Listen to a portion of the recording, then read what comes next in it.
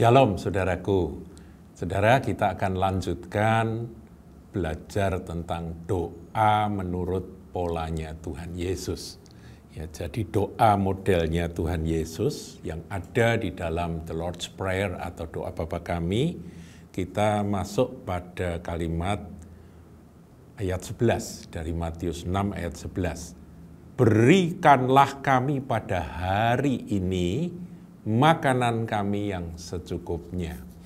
Saudaraku, di sorga tidak ada kelaparan, saudara. Pasti ada kecukupan. Dan memang Allah kita adalah Tuhan yang menyediakan segala kebutuhan umatnya, yang dikenal dengan istilah Yehova Jireh atau Tuhan yang menyediakan. Nah, karena di sorga itu penuh atau bahkan berlimpah dengan segala yang menjadi kebutuhan umat manusia di bumi, maka dalam doa Bapa Kami itu harus mengalir turun ke bumi ini. Siapa yang mengalirkan, yang membuka akan aliran itu? Yaitu gereja Tuhan yang berdoa.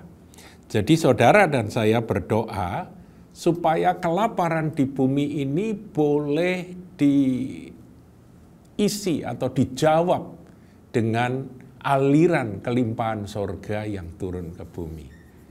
Dan itu bisa dilakukan melalui gereja Tuhan.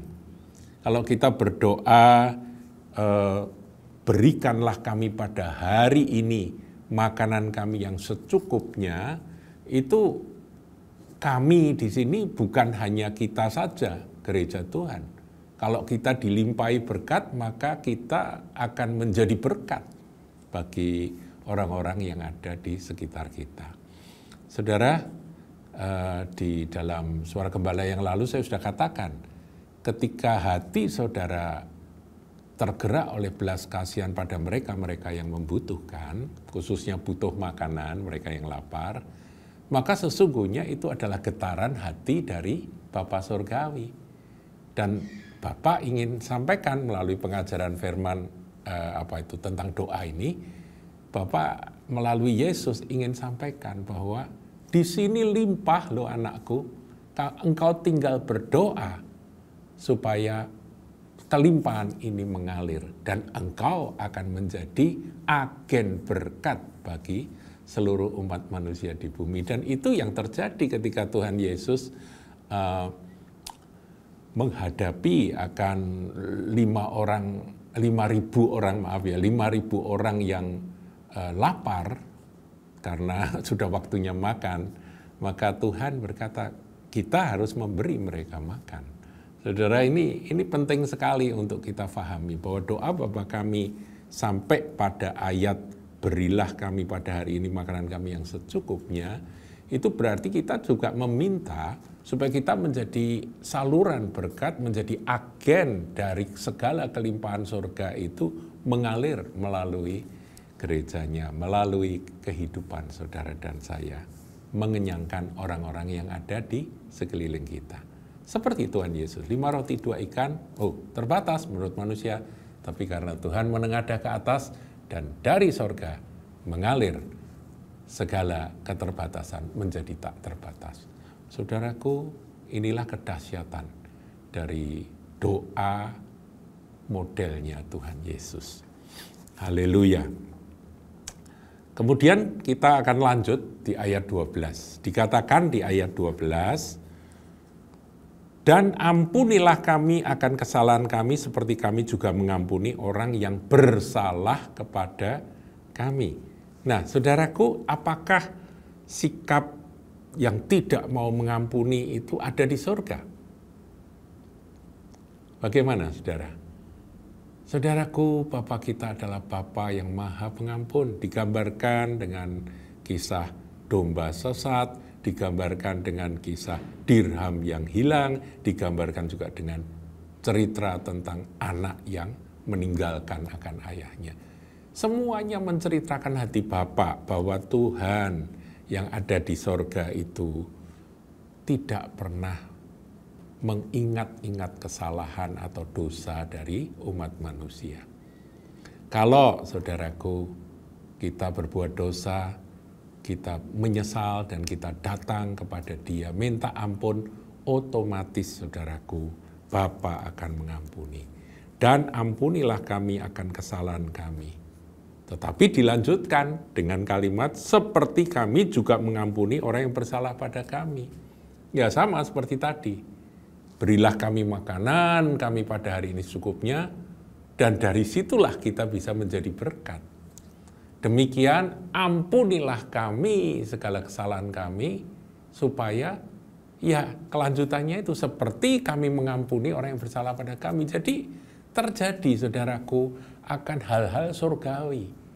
Surga itu pemaaf, maha pengampun. Ya, Bapa kita yang di surga, dan hati Bapa yang maha pengampun itu kiranya melimpahi kita, sehingga kita dapat berkata seperti kami mengampuni orang yang bersalah kepada kami.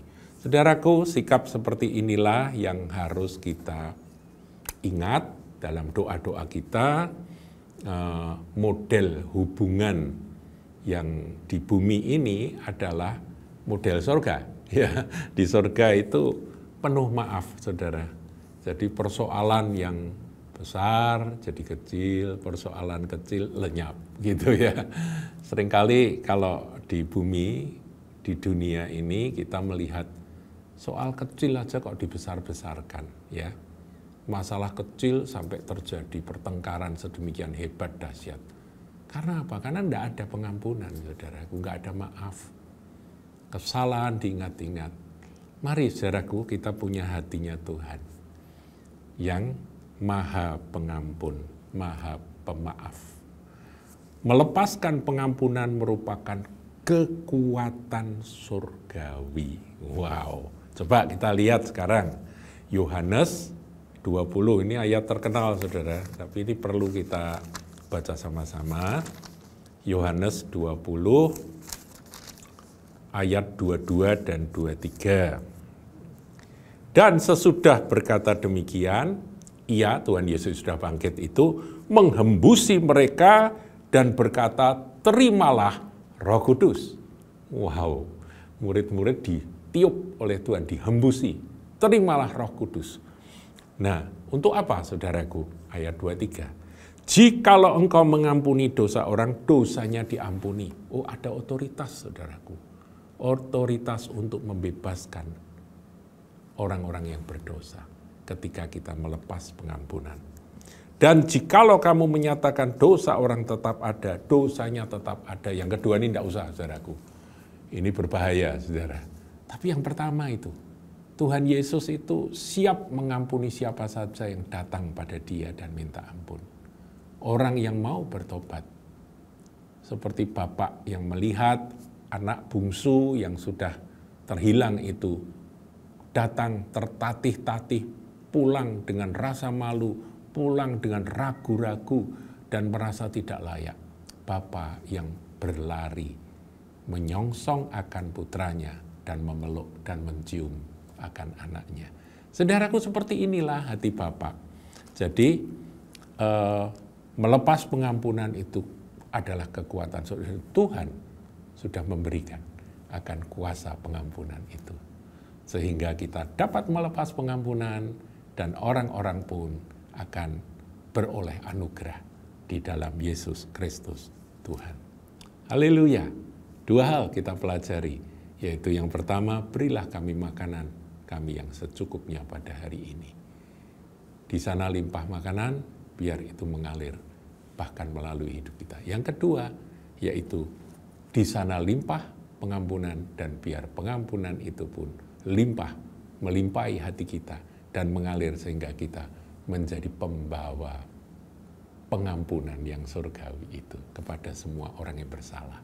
Saudaraku, kalau ini terjadi, maka alangkah indahnya.